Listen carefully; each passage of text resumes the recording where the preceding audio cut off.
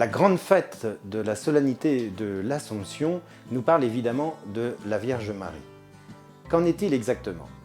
Alors, peut-être vous êtes-vous promené en France dans les contreforts du Massif central, à Conques, sur le chemin de Saint-Jacques, et au portail de l'abbatiale de Conques, vous avez pu voir qu'il y avait d'un côté les damnés, de l'autre côté les élus.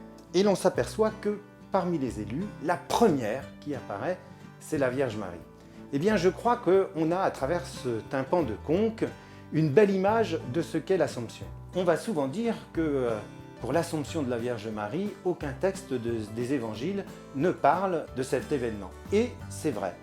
Comment l'Église y a pensé? Eh bien, c'est en travaillant, en voyant combien, si Ève donc, avait été celle qui avait apporté avec Adam le fruit de la division, eh bien, Marie, elle, portait le fruit de la communion en la personne de Jésus.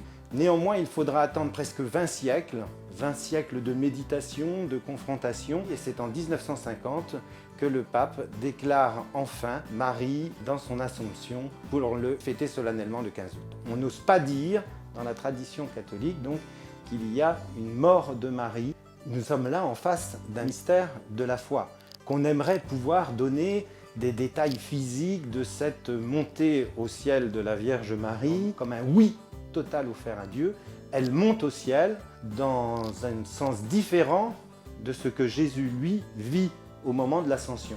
Jésus, lui, par sa nature divine, monte au ciel, alors que Marie, elle, c'est Dieu qui assume véritablement son corps et son âme et qui l'accueille au ciel. Marie, un symbole d'espérance, évidemment, puisque étant la première en chemin, elle nous conduit, elle nous indique le Fils et elle nous dit, mais voilà, nous on trime, on ploie sous le péché, on ploie sous le fardeau des épreuves, mais soyez comme moi auprès de la croix, parce qu'elle avait la conscience que son Dieu ne pouvait pas l'abandonner. Notre espérance, c'est de se dire que quand tous les temps seront accomplis, eh bien, ce qui fait notre unicité dans l'histoire de l'humanité, à la fois notre esprit et à la fois notre corps, eh bien, tout cela sera aussi réconcilié et vivra éternellement auprès de Dieu.